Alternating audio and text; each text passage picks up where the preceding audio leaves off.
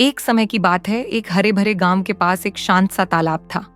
उस तालाब में ढेर सारी बत्तखें रहती थीं, जिनमें से एक बत्तख का नाम था नदिनी। नदिनी बहुत अलग थी। बाकी बत्तखें तालाब के किनारे रहती, वहां तैरती और अपनी दिनचर्या में व्यस्त रहती, लेकिन नदिनी को पानी में डुबकी लगाने का बहुत शौक था। वह हर सुबह उठते ही तालाब के ठंडे पानी में कूद जाती और घंटों तैरती रहती। उसकी तैराकी देखकर बाकी बत्तखें हैरान होती और कभी कभी उसे देख हंसती।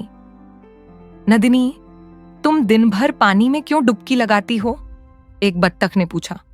क्या तुम नहीं थक जाती? एक और बत्तख ने हंसी में पूछा। लेकिन नदिनी को इन सवालों से कोई फर्क नहीं पड़ता था।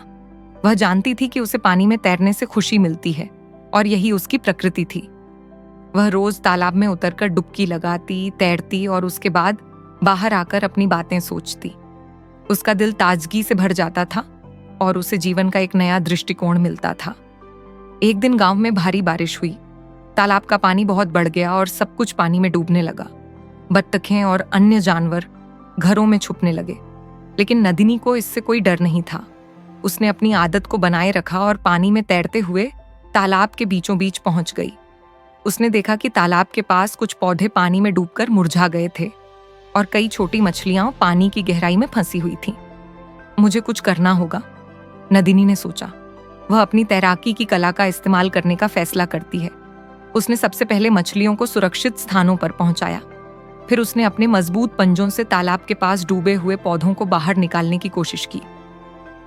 बहुत मेहनत के बाद नदिनी ने बहुत से पौधों को पानी से बाहर निकाला और मछलियों को सुरक्षित स्थानों पर पहुंचाया। बाकी बत्तखें नदिनी को देखकर हैरान रह गईं। जब पानी कम हुआ और सब कुछ शांत हुआ, तो गांव के जानवरों ने नदिनी का धन्यवाद किया। नदिनी, तुम सच में अद्भुत हो, शेर ने कहा।